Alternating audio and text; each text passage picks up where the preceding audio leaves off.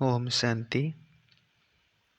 आज 9 अप्रैल 2022 की साकार रूप में चलाए गए प्यारे बाबा की मधुर महावाक्य है। प्यारे बाबा बोले, मीठे बच्चे, बाप मनुष्य से देवता बनाने आए हैं तो उनकी दिल से शुक्रिया मानो, श्रीमत पर चलते रहो, एक से सच्ची प्रीत रखो। प्रश्न है, जिन बच्चों की बाप से प्रीत है उनकी निशानियाँ क्या होगी? उत्तर है, बाप से सच्ची प्रीत है तो एक उन्हें ही याद करेंगे, उनकी ही मत पर चलेंगे, मनसा वाचा कर्मणा किसी को भी दुख नहीं देंगे, किसी के प्रति घृणा नहीं रखेंगे, अपना सच्चा सच्चा पोता मेल बाप को देंगे, कुसंग से अपनी संभाल करेंगे। गीत बजा है धीरज धर मनवा। ओम शांति। ब्राह्मणों को तो ज़रूर धीरज ही होगा, क्योंकि ब्राह्मणों की ही परमपिता परमात्मा के साथ प्रीत है। नंबरवार पुरुषार्थ अनुसार सबकी एक जैसी प्रीत नहीं है। जैसे बाबा, मम्मा और बच्चे अपना अपना अनुभव सुनाते हैं, अहम आत्मा अपने लिए कहते हैं। बाबा फिर अहम परमात्मा कहेंगे। अहम आत्मा कहती है, मैं परमपिता परमात्मा को बहुत याद करती हूँ, क्योंकि जानती हूँ आधा कल्प हमने रावण राज्य में बहुत दुख देखा है। ऐसे भी नहीं शुरू से दुख होता है, नहीं, रावण राज्य में धीरे धीरे दुख की वृद्धि होती है, कलाएं कम होती जाती है। अहम आत्मा को अब परमपिता परमात्मा बतलाते हैं कि पहले तुम अव्यभिचारी भक्ति में थे, सिर्फ मुझे याद करते थे। फिर बेविचारी रजोगुनी भक्ति में आए, अभी तो तमोगुनी भक्ति हो गई है। जो आया उनको पूजते रहते हैं। इसको कहा जाता है भूत पूजा, क्योंकि शरीर 5 तत्वों का बना हुआ है। यह फलाना स्वामी है, सिर्फ 5 तत्वों के शरीर को देखकर कहते हैं, उन्हों के चरणों में गिरते हैं। यह है तमो प्रधान भक्ति। अभी हम आत्मा जानते हैं परमपिता परमात्मा फिर से आए हैं हमको अपना वर्षा देने, इसलिए जितना हो सके उनको याद करते हैं। उनका फरमान है, निरंतर मुझे याद करो, देही अभिमानी भव अथवा आत्म अभिमानी भव। बाबा सुनाते हैं, घड़ी घड़ी बाप का शुक्रिया करता है। बाबा अपने मुझे अंधियारे से निकाला है। बाबा के साथ हमारी प्रीत है और सबकी है विनाश काले विपरीत बुद्धि। वह पूरा वर्षा ले न सके। लौकिक बच्चों की बाप से प्रीत होती है, बाप की मत पर चलते हैं तो बाप की राज़ी होती है, तो बाप भी राज़ी होते हैं। अगर बच्चा मत पर नहीं चलता तो बाप राज़ी नहीं रहता है। जो मत पर ना चले वो कपूत ठहरा। तो बेहद का बाबा भी कहते हैं, मुझे याद करो तो तुम्हारे विक्रम भस्म हो जाएंगे। मेरे बने हो तो कोई भी पाप कर्म कर्मेंद्रियों से नहीं करना, कभी श्रीमत का उल्लंघन नहीं करना। बाप तुम्हें पुजारी से पूज्य बना रहे हैं, तो बाप का कितना शुक्रिया मनाना चाहिए। उनकी मत पर नहीं चलेंगे तो जन्म जन्मांतर के लिए पद भ्रष्ट कर देंगे। भल हम यहाँ भ्रष्ट मुतपलीति को कहते हैं, परंतु वहाँ कम पद को भ्रष्ट पद कहते हैं। बाप कहते हैं, अच्छी रीति प्रीत लगाओ। जैसे स्त्री पति को याद करती है, वैसे तुम मुझे याद करो, मेरी श्रीमत पर चलो। मनसा वाचा कर्मणा किसको दुख ना दो, मन में भी किसी के लिए घृणा नहीं रखना। हर आत्मा अपना पाठ बजा रही है। तुम जानते हो अभी का यह जन्म भविष्य जन्म से भी ऊंच है। यहाँ हम ईश्वरीय औलाद बने हैं।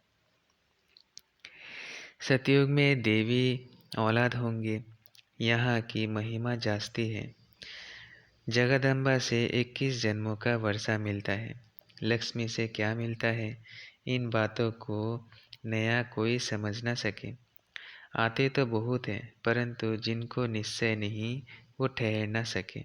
बाबा मम्मा बच्चों के मित्र संबंधी आते तो बहुत हैं, अथवा ऑफिसर्स आदि आते हैं तो अलाउ किया जाता है। कहाँ तीर लग जाए, विकारों का कल्याण विचारों का कल्याण हो जाए। झट पता लग जाता है कि ईश्वरीय कुल का है व आसुरी कुल का है, प्रीत लगती है व नहीं। आते यहाँ बहुत हैं, ठीक हो जाते हैं, फिर बाहर जाकर कुसंग में अथवा माया के संग में भिखारी बन जाते हैं। लिखते हैं हमने हार खाई, लेकिन अगर ना बताए तो और वृद्धि होती जाएगी। तुम्हारी अब प्रीत बुद्धि है बाप के साथ। हाँ, तुम्हारे में भी नंबरवार पुरुषार्थ अनुसार प्रीत बुद्धि है। सेब बाबा बच्चों को समझाते हैं, कभी भी कोई विक्रम नहीं करना, श्रीमत पर चलना। बाबा के बने हो तो तुम्हारी चलन भी ऐसी होनी चाहिए। बाबा को पूरा मालूम होना चाहिए। बाबा मुक्ति जीवन मुक्ति विश्व की बादशाही देते हैं, और बच्चों के पास क्या है वह बाप को पता नहीं है। बाप के पास तो पूरा बोतल आना चाहिए। मेरे को देने से तुम्हारा नुकसान नहीं होगा। वो तो सब पैसे आदि अपने काम में ले लेते हैं, मैं तो हूँ निराकार। तुम बच्चों के ही काम में लगाता हूँ। जैसे गांधी जी देश के काम में लगाते थे, इसलिए उनका नाम बाला है। बरोबर गांधी ने कांग्रेस राज्य स्थापन किया, नहीं तो यहाँ राजाओं का राज्य था। अभी बाप फिर से नई राजधानी राम राज्य स्थापन कर रहे हैं। यह बात सभी बच्चों की बुद्धि में बैठती नहीं है। अगर बैठे तो खुशी का पारा भी चढ़े। बाबा के साथ योग लगाते रहे। बाबा कहते हैं, परम धाम में रहने वाले बाप को वहाँ याद करो जहाँ जाना है। अब ड्रामा पूरा होना है। ड्रामा को कोई जानते ही नहीं, ना कोई कि मेरे साथ प्रीत है। कहते हैं हम परंपरा से गंगा स्नान करते आए हैं। क्या सतयुग में भी करते थे? परंपरा का भी अर्थ नहीं समझते हैं। बाबा कहते हैं, अब तुम्हारे सुख के दिन आ रहे हैं। तुम्हारी बुद्धि में धीरज है, कोई तो कुछ भी समझते नहीं है। यहाँ से समझकर जब बाहर जाते हैं तो माया सारा ही खा जाती है। जैसे मक्खी मरती है तो चींटियाँ सारा उनको हप कर लेती हैं। यहाँ भी मरते हैं तो चींटियाँ लेकर सारा हप कर लेती है। माया भी बलवान है, कम नहीं है, बड़ी लड़ाई लगती है। यहाँ रहते भी क्लास में नहीं आते हैं तो समझा जाता है ये स्वर्ग के मालिक नहीं बन सकते। कृष्णपुरी में जा ना सके, कुछ भी वैल्यू नहीं। तुम जो हीरे जैसे बनते हो उन्हों की ही वैल्यू है। तुम जानते हो हम बर्थ पाउंड बन रहे हैं। एक घर में एक हंस एक बगुला होगा तो खिटपिट ज़रूर लगेगी। यहाँ तो बगुले से किनारा होता है। मूत पलेती के हाथ का तुम खा भी नहीं सकते हो, परंतु बच्चों का बाप से इतना लव तो है नहीं, इसलिए सोचते हैं कि पेट कहाँ से भरेगा। अरे भील लोग कहाँ से खाते हैं? आजकल तो कोई कफनी पहन ले तो मुफ्त में पैसे मिलते रहते हैं।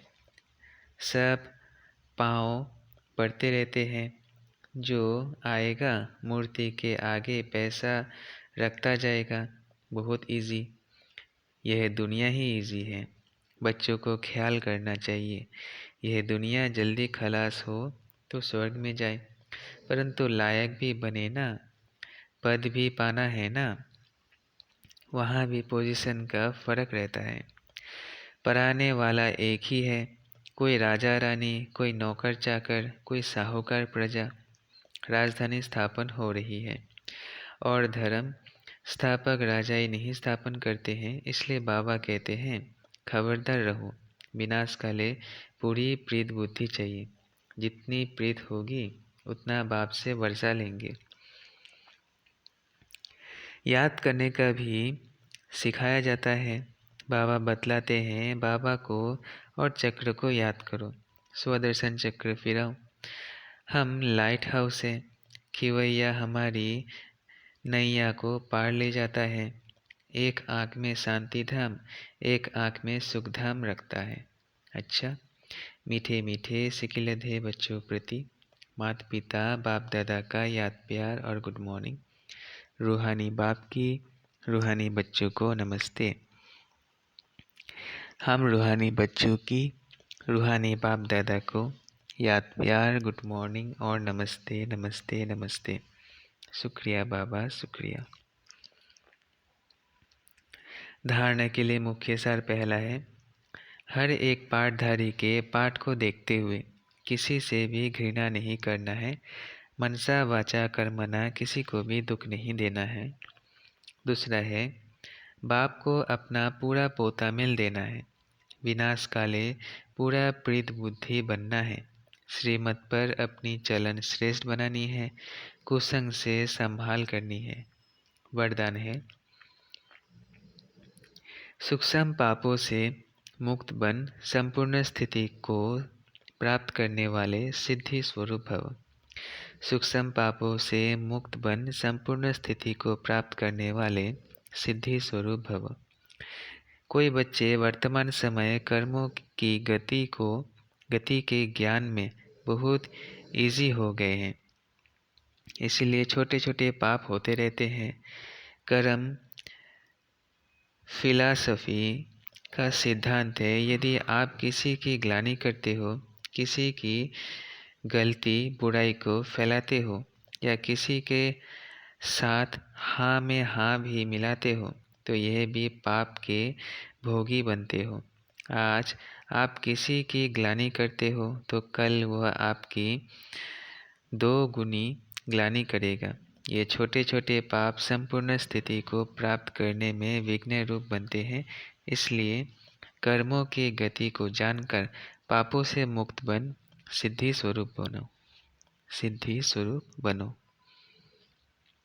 स्लोगन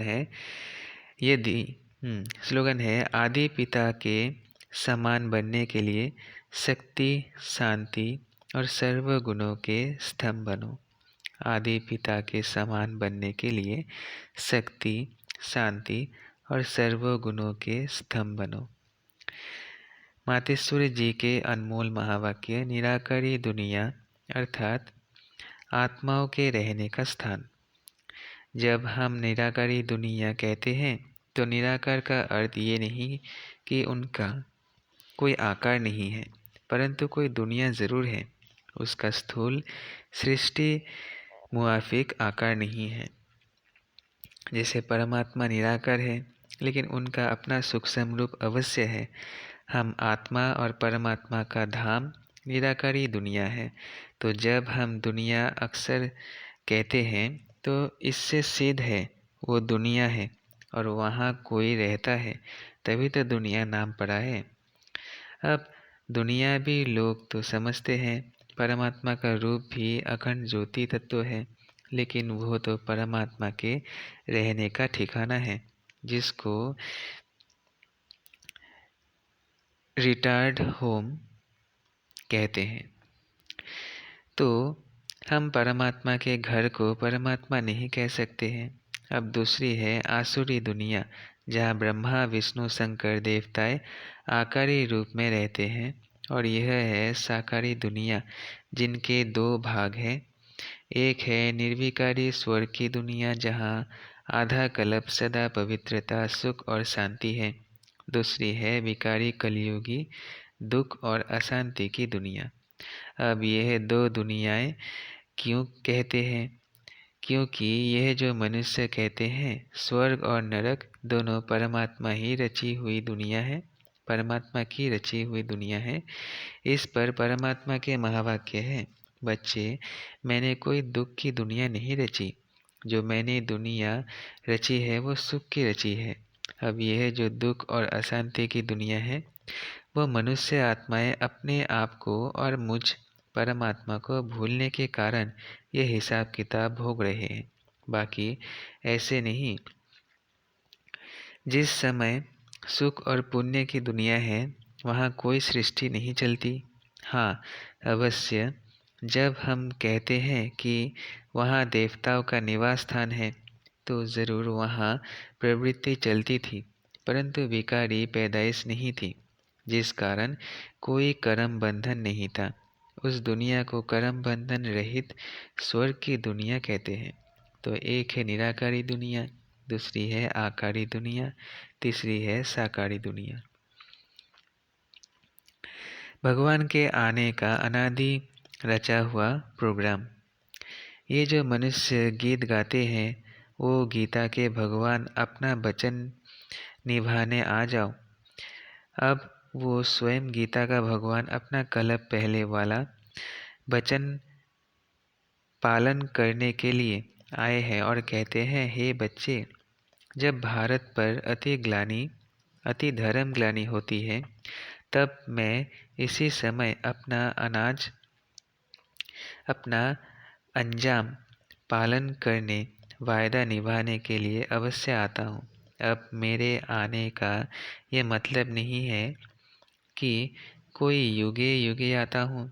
सभी युगों में तो कोई धर्मग्लानि नहीं होती, धर्मग्लानि होती ही है कलयुग में। तो मानो परमात्मा कलयुग के समय आता है और कलयुग फिर कल्प आता है, तो ज़रूर वो कल्प आता है। कल्प में फिर 4 युग है, उसको ही कल्प कहते हैं। आधा कल्प सतयुग त्रेता में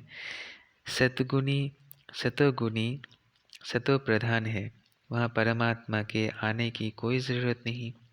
और द्वापर युग से तो फिर दूसरे धर्म की शुरुआत है। उस समय भी अति धर्म ग्लानि नहीं है। इससे सिद्ध है कि परमात्मा तीनों युग में तो आता ही नहीं है। बाकी रहा कलयुग, उसके अंत में अति धर्म ग्लानि होती है। उसी समय परमात्मा आए अधर्म विनाश कर सद्धर्म की स्थापना करते हैं। अगर द्वापर में आया हुआ होता तो फिर द्वापर के बाद सतयुग होना चाहिए, फिर कलयुग क्यों? ऐसे तो नहीं कहेंगे परमात्मा ने घोर कलयुग की स्थापना की। अब ये तो बात नहीं हो सकती। इसलिए परमात्मा कहते हैं, मैं एक हूँ और एक ही बार आए अधर्म का विनाश कर कलयुग का विनाश कर सतयुग की स्थापना करता हूँ। तो मेरे आने का समय संगम युग है। अच्छा, ओम शांति, ओम शांति, ओम शांति। शुक्रिया बाबा, शुक्रिया।